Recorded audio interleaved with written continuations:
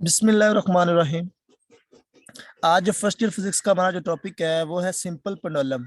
आज के इस लेक्चर के अंदर हम सिंपल पेंडुलम के डिफरेंट पार्ट्स डिस्कस करेंगे। जिस तरह से हमारे पास है कि टाइम पीरियड किस तरह से कैलकुलेट करते हैं, फ्रीक्वेंसी किस तरह से कैलकुलेट करते हैं, और टाइम पीरियड और फ्रीक्वेंसी जो है वो किन किन फैक्टर के ऊपर डिपेंड करते हैं। तो ये तमाम चीज़ें जो हैं आज के लेक्चर के अंदर हम डिस्कस करेंगे। तो चलें स्टार्ट करते हैं।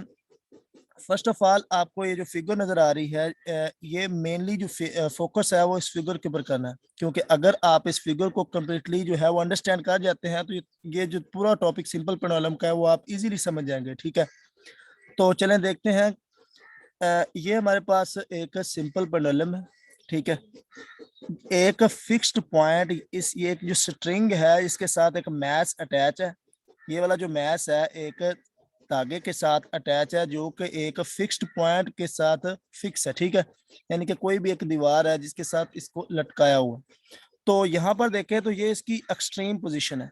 ये हमारे पास जो मैस है ये इसकी एक्सट्रीम पोजीशन है। अगर हम यहाँ से इसको छोड़ते हैं तो ये मूव करना स्टार्ट कर देगा ट्रू एंड फ्रो मोशन। ठीक है, क्योंकि हम पढ़ रहे हैं सिंपल हार्मोनिक मोशन, और सिंपल हार्मोनिक मोशन की एक बेहतरीन एग्जांपल जो है वो सिंपल पेंडुलम है। तो अगर यहाँ पर देखें तो अगर इस मैच को आप यहाँ से छोड़ते हैं तो यहाँ से ये मूव करेगा मेन पोजीशन के मेन पोजीशन पर। ठीक है, उसके बाद फिर एक्सट्रीम पोजीशन पर, फिर इसके बाद मेन पोजीशन, और अगेन इसी पॉइंट पे वापस आ जाएगा। यानी कि बात करने का मकसद ये है कि ये एक जो बॉब है अगर हम इसको छोड़ते हैं तो ये true and fro motion main position के इर्द गिर्द मूव करना स्टार्ट कर देगा। तो ये वाला जो पॉइंट है, ये वाला पॉइंट है, ये हमारी है मेन पोजीशन। ठीक है, मेन पोजीशन इस तरह से है क्योंकि ये देखें यहाँ से सीधा आप देखें तो बिल्कुल स्ट्रेट अटैच है एक फिक्स्ड पॉइंट पर। ठीक है, तो ये इसकी मेन पोजीशन बन गई। तो यहाँ पर आप देखें तो ये देखें एक हमारे पास ये इसकी बन गई मेन पोजीशन। ठीक है, और दूसरी जो एक्सट्रीम पोजीशन है वो ये वाली है। तो यहाँ से इसी पॉइंट के इर्द गिर्द ये जो मैस है ये मूव करता रहता है।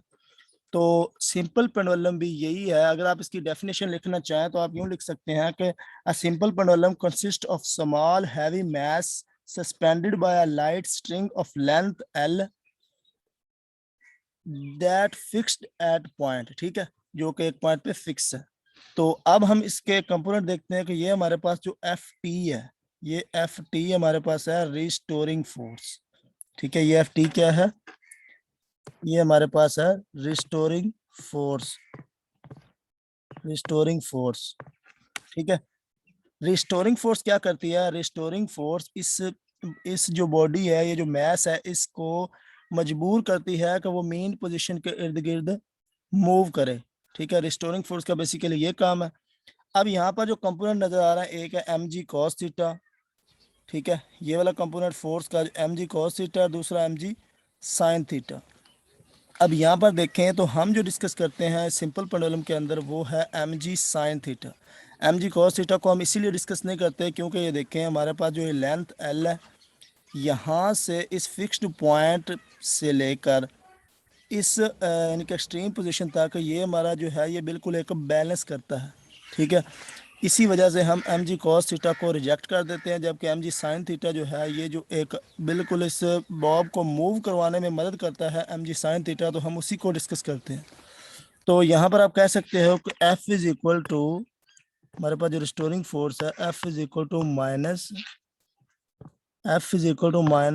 M g sine theta. F is equal to minus m g sine theta. तो यहाँ पर देखें तो हमारा जो एंगल है बिल्कुल स्मॉल है। ठीक है, एंगल स्मॉल है, सो हम साइन थीटा को थीटा लिख सकते हैं, माइनस एम जी थीटा। तो एक हम न्यूटन सेकंड लॉ के मुताबिक जानते हैं कि हमारे पास होता है f is equal to m ए।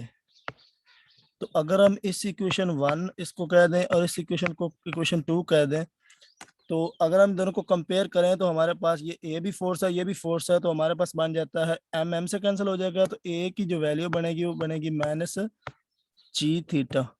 ठीक है, तो ये वाली हमारे पास वैल्यू बन गई ए की। तो यहाँ से आपने गौर करना है कि ए की वैल्यू ये बनती है, तो इसका मतलब है अगर आप एक इक्वेशन जानते हैं कि हमारे पास होती है एक्सेलरेशन की जो, नहीं सॉरी, पहली हम बात कर रहे थे इस थीटा की।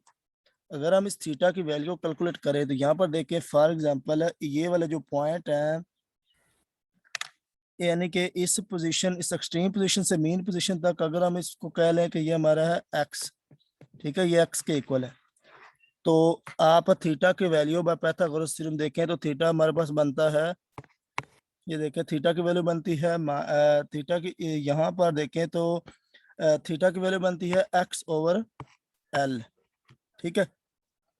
तो ये वाली थीटा की वैल्यू अगर हम इस एक्सेलरेशन वाली इक्वेशन में पुट करें तो हमारे पास बन जाती है a इज इक्वल टू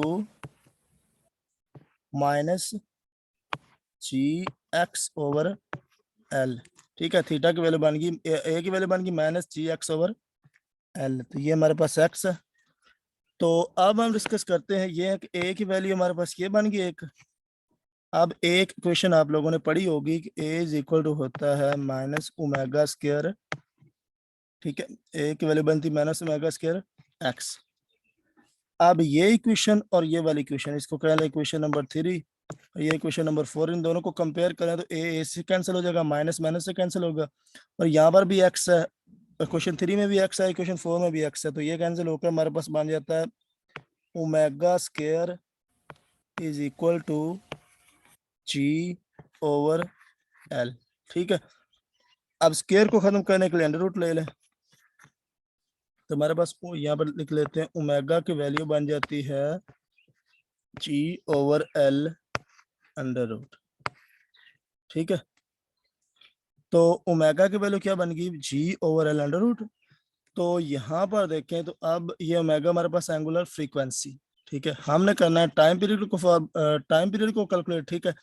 अब टाइम पीरियड को कैलकुलेट करने के लिए हम क्या करेंगे कि हमारे पास एक फार्मूला होता है टाइम पीरियड का, t is equal to 2 pi over omega, 2 pi over omega, t is equal 2 pi over omega. अब ओमेगा की वैल्यू जो ऊपर वाली है, ये वाली जो वैल्यू है ओमेगा की, ये यहाँ पर अगर इस जगह पर पुट करें तो हमारे पास वैल्यू बन जाएगी टाइम पीरियड की, टी इज इक्वल टू